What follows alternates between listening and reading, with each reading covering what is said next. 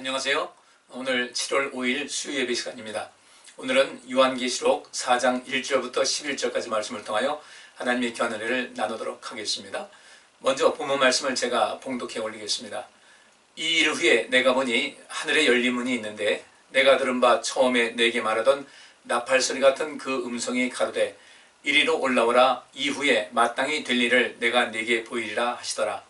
내가 곧 성령이 감동되었더니 보라, 하늘의 보좌를 베풀었고 그 보좌 위에 앉으신 이가 있는데 앉으신 이의 모양이 벽옥과 홍보석 같고 또 무지개가 있어 보좌에 들렸는데 그 모양이 녹보석 같더라.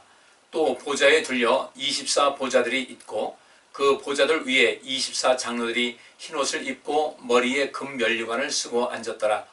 보좌로부터 번개와 음성과 뇌성이 나고 보좌 앞에 7 등불 켠 것이 있으니 이는 하나님의 7 영이라. 보좌 앞에 수정과 같은 유리 바다가 있고 보좌 가운데와 보좌 주위에 4 생물이 있는데 앞뒤에 눈이 가득하더라.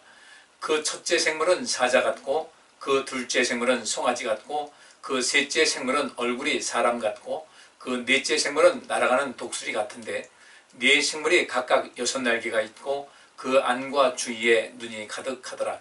그들이 밤낮 쉬지 않고 이르기를 거룩하다 거룩하다 거룩하다 주 하나님 곧 전능하신 이여, 전에도 계셨고 이제도 계시고 장차 오실 자라 하고 그 생물들이 영광과 존귀와 감사를 보좌에 앉으사 세세토록 사시는 이에게 돌릴 때에 24 장로들이 보좌에 앉으신 이 앞에 엎드려 세세토록 사시는 이에게 경배하고 자기의 멸관을 보좌 앞에 던지며 가로되 우리 주 하나님이여, 영광과 존귀와 능력을 받으시는 것이 합당하오니 주께서 만물을 지으신지라.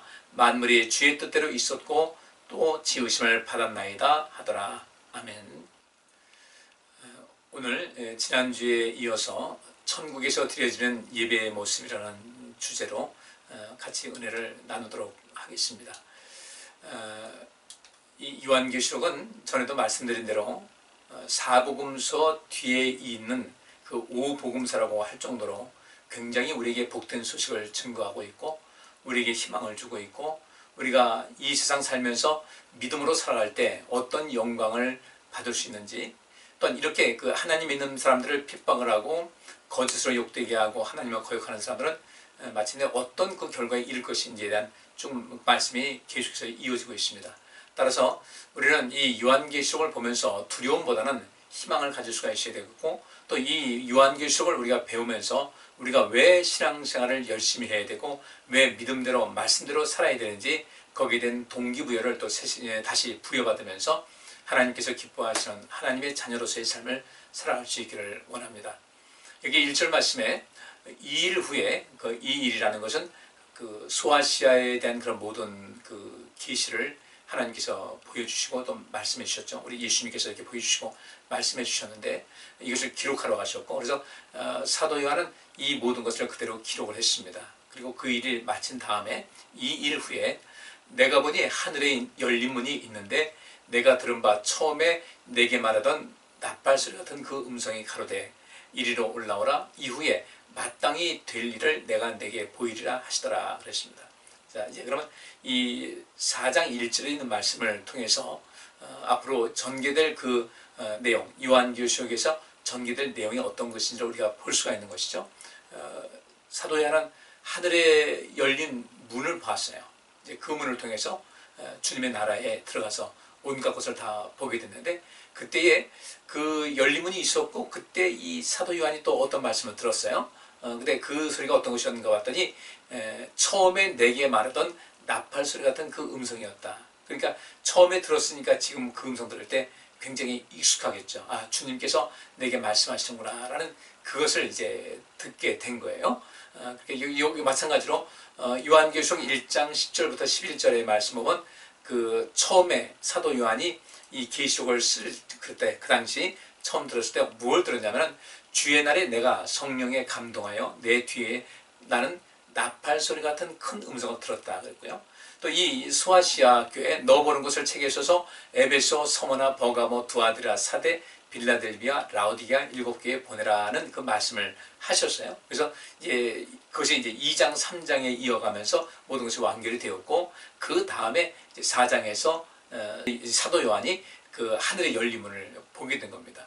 근데 거기서 똑같이 그 1장에서 나온 대로 그 주께서 말씀하셨던, 그게 성령에 감동된 가운데 나팔소리 같은 큰 음성을 들었는데, 이제 두 번째 이 말씀을 또 요한이 들었던 거예요. 그리고 이제 2절 보니까, 그러고 나서 곧 내가 성령에 감동되었더니 보라, 하늘에 보좌를 베풀었고 그 보좌 위에 앉은 시가 있었다. 이 요한이 본 것을 기록한 거예요. 성령에 감동된 가운데 뭔가를 봤는데 하늘에 보좌가 베풀어져 있고 그 보좌 위에 앉으신 분이 계신데, 앉으신 이의 모양이 벽옥과 홍보석 같고 또 무지개가 있어 보좌에 들렸는데 그 모양이 녹보석 같더라 그랬어요. 그러니까 여기서 그 모양이 벽옥과 홍보석 같았다, 또 무지개가 있어 보좌에 들렸다, 그 모양이 녹보석 같다는 것은 보좌가 찬란한 빛이 비쳐나고 있다는 것을 말씀하고 있습니다. 그리고 이 무지개 역시 마찬가지로 우리가 이 땅에서도 무지개를 보면 참 아름다운데 하늘나라에서의 무지개야 뭐 얼마나 아름답겠어요.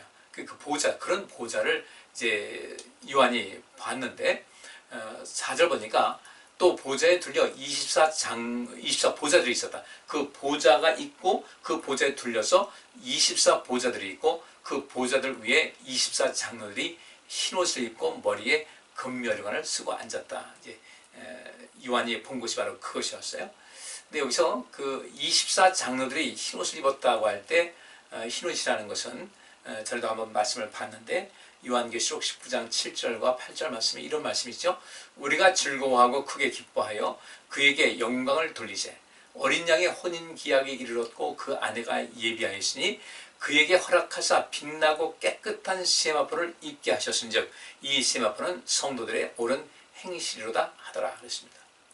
물론 그 뒤에 24장로라고 해서 굳이 딱 숫자가 정해진 24장로의 그런 모습은 아닐 것 같아요. 분명히 이 수의 그 신학에서는, 그 숫자로 보는 어떤 신학에는 우리가 알지 못하는 어떤 많은 비밀이 있어요. 근데 여기 그 흰옷을 입은 장로들, 24장로들이 있었다. 근데 그 흰옷을 입은 사람 보면 빛나고 깨끗한 세마포를 입게 하셨는데, 주께서 이 세마포는 성도들의 옳은 행실이다 하는 이 말씀대로 여기 있는 그 24장로들, 흰옷을 입은 24장로들은 그 옳은 행실로서 인생을 살았던 그런 사람입니다. 근데 평균적으로 뭐 좀 그 기본 점수에 올라갔다 그 정도가 아니라 굉장히 탁월한 정도의 그런 그 이기는 삶을 살아온 사람이다. 우리 소아시아 7교회에서 반복되는 말씀이 있죠. 이기는 자에게는 계속해서 반복이 나옵니다. 이기는 자라는 것은 어느 과거에 어떤 데가 이겼다라는 것이 아니라 그때도 이겼지만 지금도 이기고 있는 진행형의 그런 믿음의 삶을 살아가는 사람들, 하나님께 영광 돌리는 그런 사람들을 말하고 있습니다. 따라서 그 흰옷을 입었다는 것은 주님께서 부르신 그날까지 어떤 모습이었겠습니까? 옳은 행실로서 하나님께 영광을 돌린 그 24장로의 모습을 말씀을 하고 있습니다. 그러니까 여기서 24장로가 꼭 그 24 이미 정해졌을까? 이미 사도 요한이 이때 봤을 때 그때 24장로들이었다고는 그 뒤로 이제 또 얼마나 많은 세월이 지났습니까? 그러면 사도 바울 같은 경우는 또 예수님의 그 제자들 보면은 24장로 못지않은 그런 모습이 있을 것이기 때문에, 그래서 물론 그때 본 것이 앞으로 되어질 일을 본 것이니까 그 기준뿐 아니라 앞으로 될 일을 보는 것이었으니까 여기서 그 24장로라는 것은 어떤 하나의 상징적인 그런 수일 수도 있다라는 것을 제가 좀 말씀을 드리고 싶어요. 이거 뭐 제 의견이 그렇다는 것입니다. 그래서 또 7장 14절부터 19절까지 말씀에 보면 이런 말씀이 있어요. 이 일 후에 내가 보니 각 나라와 족속과 백성과 방언에서 아무라도 능히 셀 수 없는 큰 무리가 흰옷을 입었다. 입고 손에 정려가지를 들고 보좌 앞과 어린 양 앞에 서서 큰 소리로 외쳐 가로되 구원하심이 보좌에 앉으신 우리 하나님과 어린 양에게 있도다 하니, 모든 천사가 보좌와 장로들과 네 생물의 주위에 섰다가 보좌 앞에 엎드려 얼굴을 대고 하나님께 경배하여 가로되 아멘, 찬송과 영광과 지혜와 감사와 존귀와 능력과 힘이 우리 하나님께 세세토록 있을지로다. 아멘, 아멘 하더라. 장로 중에 하나가 응답하여 내게 이르되 이 흰옷 입은 자들이 누구며 또 어디서 왔느냐? 내가 가로되 내 주여 당신이 알리다 하니 그가 나더러 이르되 이는 큰 환난에서 나오는 자들인데 어린 양의 피에 그 옷을 써 희게 하였느니라. 이렇게 말씀하고 있습니다. 근데 여기 13절 보니까 장로 중에 하나가 응답하여 내게 이르되 이 흰옷 입은 자들이 누구며 또 어디서 왔냐고 자기가 몰라서 요한에게 물어보는 것 같은데, 근데 그 14절에 이렇게 이야기하고 있죠. 요한이 그 장로에게 내가 가로되 내 주여 당신이 알 것입니다 라고 이렇게 이야기합니다. 그러니까 여기서는 이 말은 그렇게 되겠죠. 장로들 중에 하나가 응답하여 내게 이르되 이 흰옷 입은 자들이 누구며 또 어디서 왔는지 아느냐, 이제 이렇게 물어보는 거겠죠. 이때 그 장로가 이렇게 얘기합니다. 이는 큰 환난에서 나오는 자들인데 어린 양의 피에 그 옷을 써 희게 하였느니라. 예수 그리스도를 향한 온전한 믿음, 그 온전한 믿음이라는 것은 행함이 뒤따르는 참된 믿음을 말하는 거죠. 주여 주여만 하는 그런 모습, 어떤 예배의 어떤 외적인 형식과 이런 것에 참여하는 그런 모습이 아니라 그 삶 속에 큰 환난에서 나오는 자들이었다는 겁니다. 이것이 중요한 것인 거예요. 큰 환난 가운데서도 굴하지 아니하고 믿음을 지킨 자들인데 그들은 어린 양의 피에 그 옷을 씻어 희게 되었다, 이렇게 말씀하고 있습니다. 그러니까 이 말씀에 보면은 천국에 가는 사람들이 어떤 모습인가를 잘 아셔야 돼요. 근데 큰 환난에서 나왔다니까 그러면 우리도 큰 환난 때 어떡하지, 뭐 대환난 때 어떡하지? 근데 분명히 우리 앞에서 배웠어요. 우리 주님께서는 우리에게 그 모든 환난이 온다고 할 때 그 환난에 맞서서 싸워 이길 수 있는 그런 힘과 능력을 덧입혀 주실 것이라고 말씀하고 있습니다. 또 어떤 10일 동안 환난을 받을 것이다. 그 환난이 언제 끝날지 모르는 그런 환난이 아니라 어떤 한계, 제한적인 날 속에 있는 환난을 말하고 있고, 또 그 모든 환난을 이길 수 있는 그런 힘을 주시는 분이시다. 이것을 아셔야 돼요. 주기도문에서 우리가 그 인생을 환난 당할 그런 때 있지 않습니까? 우리에게 시험을 당치 말게 하옵시고 라는 그 말은 시험이 자체가 없는 걸 말하는 것이 아니라 시험이 왔을 때, 큰 환난이 왔을 때 그 모든 것을 이길 수 있는 힘을 달라고 기도하는 거죠. 주께서 그렇게 기도하라고 한 것은 그렇게 기도할 때 하나님께서 모든 것을 이길 수 있는 힘을 주신다는 것을 전제로 하는 이야기예요. 그래서 이 24장로가 흰옷을 입었고, 또 여기 요한계시록 7장에 보니까 각 나라와 족속과 백성과 방언에서 아무라도 능히 셀 수 없는 큰 무리가 흰옷을 입고 어린 양 앞에 서서 우리 주님을 찬양하더라. 우리 하나님을 찬양하더라. 이와 마찬가지로 우리가 흰옷 입는 것은 굉장히 중요합니다. 흰옷의 대표격은 예수 그리스도예요. 그리고 우리 모두가 바울이 여러 차례 그런 이야기하죠. 예수 그리스도로 옷을 입으라는 말씀하고 있는데, 우리는 예수 그리스도와 하나가 되고 동행하는 삶을 끊임없이 해나가실 때 우리 주님께서 세상을 이기신 것 같이 우리에게도 이길 수 있는 힘을 허락해 주신 것을 믿으시기 바랍니다. 또 이 24장로들의 그 근원에 대해서는 역대상 24장 1절부터 5절까지 우리에게 어떤 그 시사를 하고 있어요. 이런 그 모습일 것이다라는 것을 알려주고 있습니다. 그래서 24장로에 대해서는 우리는 여기 역대상 24장에 있는 말씀을 통하여 우리가 간단히 힌트를 얻을 수가 있겠어요. 제가 읽겠습니다. 아론 자손의 반차가 이러하니라. 아론의 아들들은 나답과 아비후와 엘르아살과 이다말이라. 나답과 아비후가 그 아비보다 먼저 죽고 아들이 없으므로 엘르아살과 이다말이 제사장의 직분을 행하였더라. 다윗이 엘르아살의 자손 사독과 이다말의 자손 아히멜렉으로 더불어 저희를 나누어 각각 그 섬기는 직무를 맡겼는데, 엘르아살의 자손 중에 족장이 이다말의 자손보다 많으므로 나눈 것이 이러하니 엘르아살 자손의 족장이 16이요 이다말 자손은 그 12의 집을 따라 8이라. 이에 제비 뽑아 피차에 차등이 없이 나누었으니 이는 성수의 일을 다스리는 자가 엘르아살의 자손 중에도 있고 이다말의 자손 중에도 있음이라 말씀하고 있습니다. 제사장은 이렇게 세습이 됐죠. 그래서 이제 아론의 그 두 아들 중에 나답과 아비후가 이제 먼저 죽었고요. 엘르아살과 이다말이 이제 남았는데, 그 두 아들을 통해서 그 자손들이 번성을 했어요. 그래서 여기서 다윗이 이제 그 나라를 완성을 하고 또 하나님의 전을 섬기는 이런 모든 것을 준비를 하는 과정 속에서 3절에 그 말씀이에요.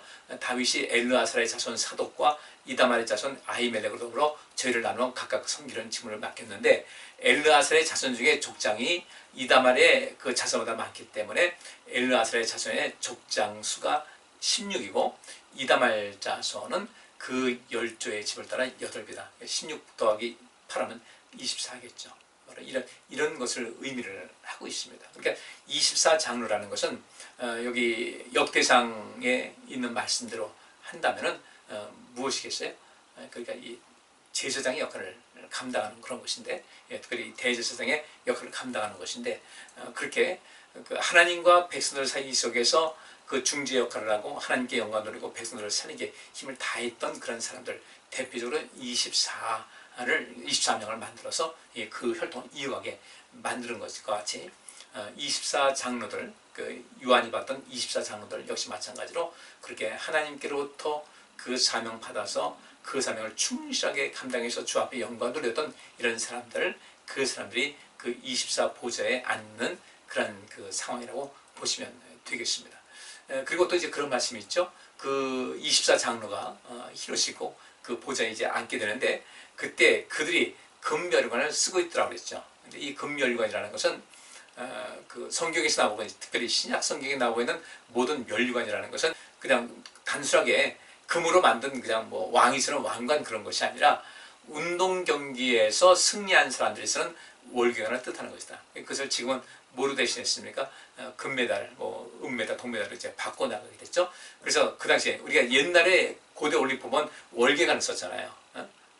월계 수입을 해가지고 그 썼는데, 예수님께서 이 멸관을 쓰신 것도 역시 마찬가지로 가시멸관을 쓰셨지만은 실상 그 상징에서는 예수님께서 모든 것을 이기셨고 다 이루신 것에 대한 어떤 상징을 말하고 있습니다. 그러니까 24장로들이 썼던 그 금멸관은 그 이기는 자, 그러니까 이 요한계시록 2장과 3장에서 소아시아 7개에 말씀하시기를 이기는 자들은이라는 그 말씀을 이제 사용하셨듯이 이 24장로들의 대표적인 모습은 항상 이 땅에서 또 주님의 나라에서 이기는 삶을 살았던 그 사람들의 어떤 대표성을 말하는 것이다 라고 보시면 되겠어요. 그래서 우리도 날마다 이기는 삶을 살아가셔야 돼요.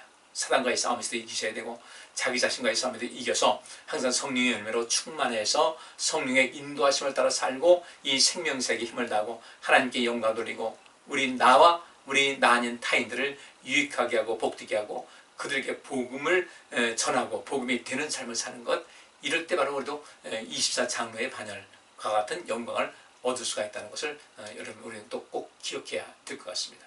자, 그렇게 이제 눈에 보이는 것이 이제 펼쳐져 있고 그 다음에 요한은 또 어떤 것을 듣습니다. 5절 말씀 보니까 보좌로부터 번개와 음성과 뇌성이 나고 보좌 앞에 7 등불 켠 것이 있으니 이는 하나님의 7 영이다 라고 되어 있어요. 보좌로부터 번개와 음성과 뇌성이 난다. 시편 29편 3절과 4절에 이런 말씀이 있어요. 여호와의 소리가 물 위에 있도다. 영광의 하나님의 뇌성을 바라시니 여호와는 많은 물 위에 계시도다.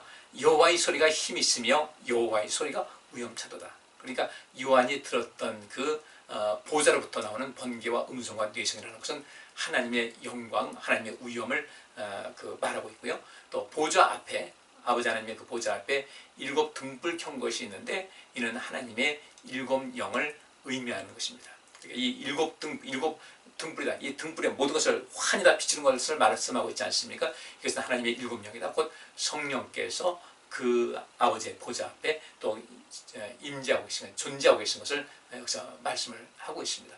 그러니까 이것만 보더라도 얼마나 그 천국이 아름답고 영화롭고 우리 아버지 하나님 이 세상 온 우주를 창조하시고 창조하신 우리 하나님의 그 위엄과 권능과 능력과 사랑과 자비하신 이 모든 것이 얼마나 큰지를 잘 알 수가 있는 것이죠. 바로 우리가 갈 곳이 바로 그런 곳이라는 것입니다. 하나님에 대한 두려움도 있지만 그 좋으신 하나님께서 갖고 있는 엄청난 그 힘임, 능력, 그 사랑, 이것을 볼 때 우리는 진정으로 매일매일 두려움 없이 평안한 가운데 살 수 있는 그런 조건이 되는 것이죠. 그래서 6절부터 이제 말씀을 쭉 읽겠습니다. 6절 보면 보좌 앞에 수정과 같은 유리 바다가 있고, 수정과 같은 유리, 수정 같은 그런 모습으로 그러니까 수정이 깔려 있는데 꼭 그것이 바다같이 보인 거예요. 수정과 같은 유리가 바다시 되는데 그것이 수정으로 된 유리바다가 있고 보좌 가운데와 보좌 주위에 네 생물이 있는데 앞뒤에 눈이 가득하더라.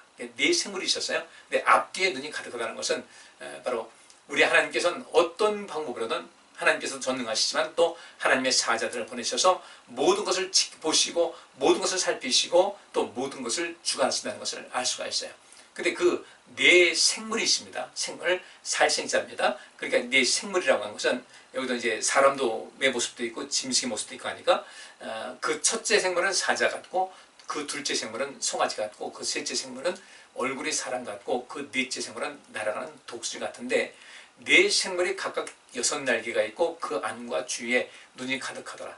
그들이 밤낮 쉬지 않고 이르기를 거룩하다 거룩하다 거룩하다 주 하나님 곧 전능하신 이여 전에도 계셨고 이제도 계시고 장차 오실 자라 하고 라고 말씀이 기록되고 있어요. 근데 여기서 네 생물이 있는데 이 네 생물은 그 에스겔서에도 그 말씀이 나옵니다. 에스겔서 1장 3절부터 10절에 이런 말씀이 있어요. 갈대아 땅 그발 강가에서 여호와의 말씀이 부시의 아들 제사장 나 에스겔에게 특별히 임하고 여호와의 권능이 내 위에 있으니라. 요한이 봤던 그 모습을 그 유사한 모습을 이제 에스겔도 봤던 거예요.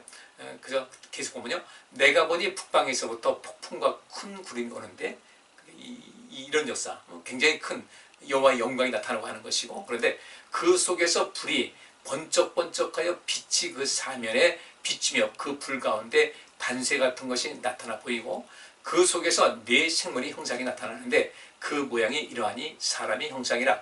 각각 네 얼굴과 네 날개가 있고 그 다리는 곧고 그 발바닥은 송아지 발바닥 같고 마광한 구리같이 빛나며 그 사면 날개 밑에는 각각 사람의 손이 있더라.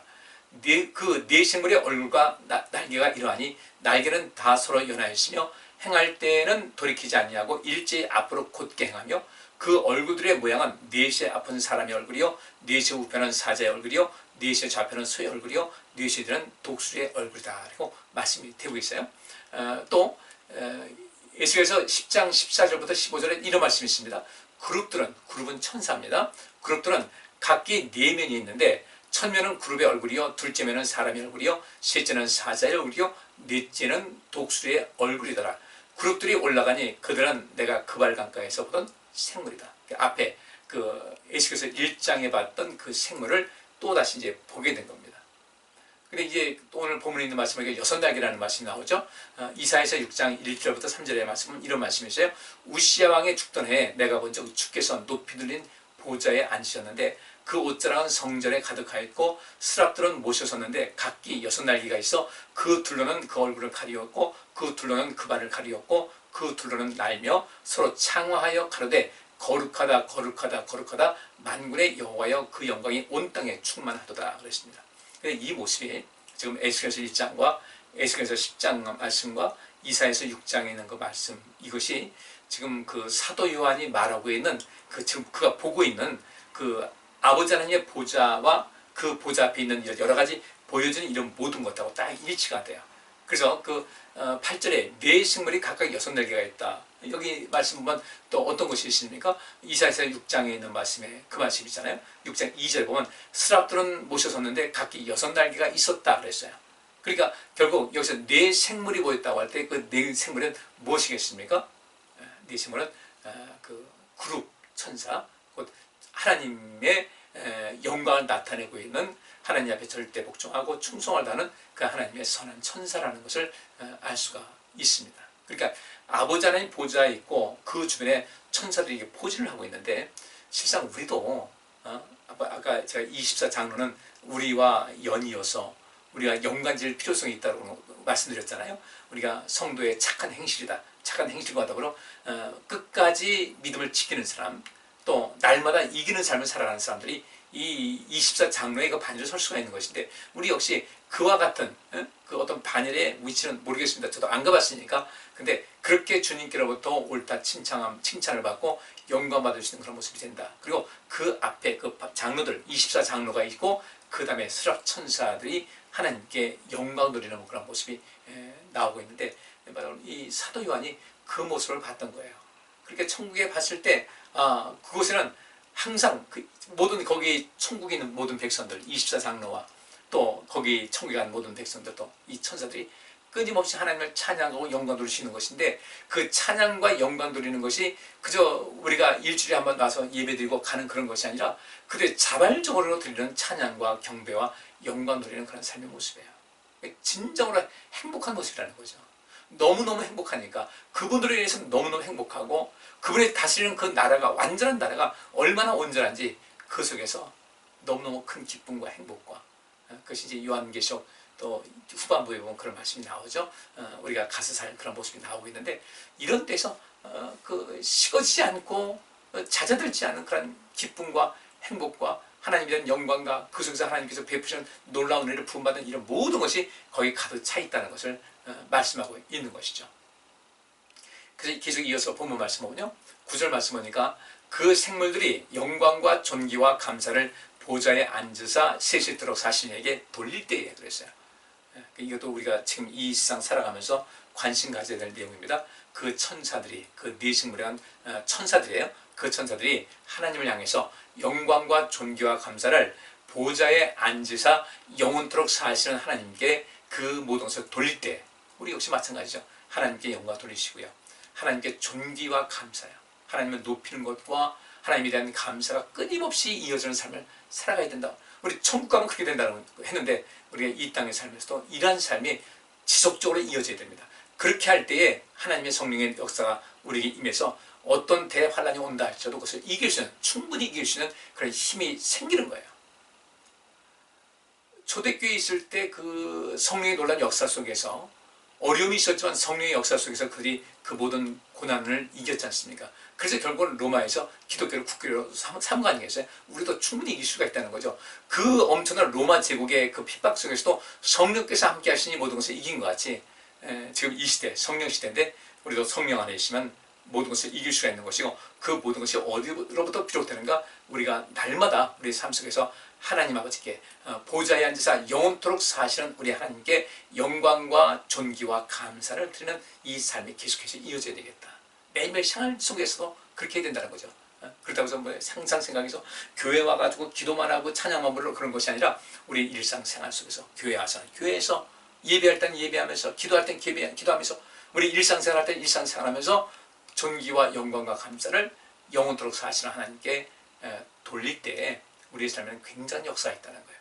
또 이 스랍 천사들, 그 생물들뿐 아니라 10절 말씀 보니까 24장로들이 보좌에 앉으신 이의 앞에 엎드려 세세토록 사시는 이에게 경배했다. 또 자기의 멸관을 보좌 앞에 던지며 가로되 우리 주 하나님이여 영광과 존귀와 능력을 받으시는 것이 합당하오니 주께서 만물을 지으신지라 만물이 주의 뜻대로 있었고 또 지으심을 받았나이다 하더라라고 이게 말하고 있어요. 그러면 이 스랍 천사들, 그러니까 네 생물 가졌던 그 우리 이사야서에 보면 그 스랍 천사라고 말하고 있는데 그 말씀대로 이 24장로도 하나님 앞에 영광을 돌리는 거죠. 24장로는 모든 성도들의 대표격이라고 보시면 되는 거예요. 그러니까 자기의 멸관을 보좌 앞에 던진 거예요. 자기 멸관을 하나님께서 씌워주셨는데 내가 나로 하여금 이 멸관을 쓸 수 있게 하신 것은 하나님께서 베푸신 은혜였습니다. 하나님께서 주신 능력 때문이었습니다. 하나님의 도우심이 아니었으면 이 모든 것이 불가능했습니다 하면서 이 모든 것, 그것까지 자기들이 이기는 삶을 살았던 것도 역시 하나님께 영광 돌리면서 그 멸관을 보좌 앞에 던져드린 거예요. 그래서 또 하는 말이 우리 주 하나님이요 영광과 존귀와 능력을 받으시는 것이 합당합니다. 그 생물들은 영광과 존귀와 감사를 하나님께 돌렸는데 장로들은 영광과 존귀와 능력을 받으시는 것이 합당합니다. 여기도 능력 하나 더 포함이 돼요. 왜냐하면 그들이 이 땅에 살면서 큰 환난 가운데서도 그들이 그 믿음을 지킬 수 있었기 때문에 그 능력, 하나님께서 주신 능력으로 받았다는 거죠. 그 능력도 하나님 것입니다 하면서 영광과 존귀와 능력을 받으시옵소서. 합당합니다. 합당하다는 것은 뭐예요? 충분히 그런 가치가 있습니다. 받으실 만한 가치가 있습니다. 정말 훌륭하십니다 하면서 뭐라고 하냐면 주께서 만물을 지으신지라 만물이 주의 뜻대로 있었고 또 지으심을 받았나이다 하더라. 우리가 이 지구상에 살면서도 우리가 못 가본 데 참 많잖아요.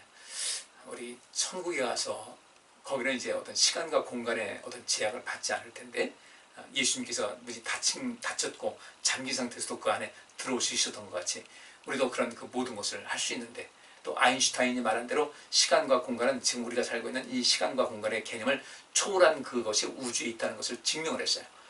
그러면 이 드넓은 우주, 이 지구가 우리 지구가 있는 그 태양계, 그 태양계를 품고 있는 이 은하계의 지름이 이쪽 끝에서 저쪽 끝까지가 원으로 따진다면요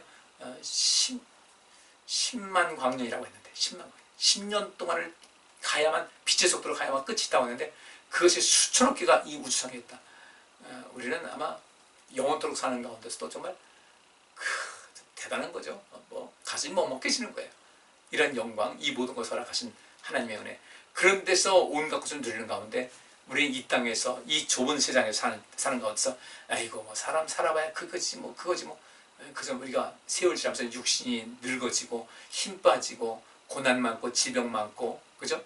눈물 한숨 쉬는 많고 그런 것이니까 지금 그렇지만은 우리 주님께서 요한계시록 21장에 뭐라고 그랬습니까? 거기는 눈물도 없고 한숨 짓는 일도 없고 죽는 일도 없고 아픈 것도 없고 그럼 그 완벽한 곳에서 우리가 살면서 매일매일 얼마나 감사하고 기쁘겠습니까? 그 중에서 완전히 또 정화된 상태에 있으니까요. 이 땅에서 평생도록 밝고 활기차게 사는 사람도 있지 않습니까? 그들은 그 훈련을 잘 받아서 그런 거예요. 우리는 주님의 나라에서 완벽하게 정화된 상태에서 이렇게 영원토록 하나님께 영광과 존귀와 능력을 받으시면 이게 합당합니다고 하나님께 예배하면서 그 속에서 하나님께서 우리에게 주시는 그 삶의 진정한 기쁨과 행복을 마음껏 누릴 텐데 우리는 이 4장을 보면서도 천국에서는 이런 장면이 있구나. 우리도 그렇게 저들 24장로 같이 그 천사들과 같이 하나님을 찬양하면서 그 가운데서 기쁨을 누리고 진정한 행복을 누릴 텐데 우리가 그 기대감을 가지고 우리 신앙생활을 열심히 해나갈 수 있기를 부탁을 드리겠습니다. 꼭 이 요한계시록을 통해서 기억해야 될 것은 이기는 삶을 살아가셔야 돼요. 매 순간순간 이기는 삶을 살 때 오늘 살펴봤던 이 모든 말씀이 우리에게 성취가 될 줄 믿습니다. 기도하겠습니다. 하나님, 요한계시록 4장을 통해서 하나님 나라에서 그 천국에서 벌어지는 그 예배의 모습을 우리가 살폈습니다. 사도 요한이 그 광경을 보면서 엄청난 기쁨과 희열을 느꼈을 텐데 이 땅에서 맛보지 못했던 참된 기쁨을 누렸을 텐데 이것은 그 기쁨은 그 영광 돌리는 모든 모습은 행복은 영원토록 이어진다는 것을 우리가 알고 우리 모두가 주님께로부터 사랑받을 수 있는 참된 믿음의 사람이 될 수 있도록 우리를 새롭게 하여 주옵시고 우리 모두 성령 충만한 일에 관심 갖고 성령 충만해서 항상 이기는 삶을 살게 하여 주옵소서. 예수 그리스도 이름으로 기도하옵나이다. 아멘. 예, 감사합니다. 오늘 여기까지 하겠습니다.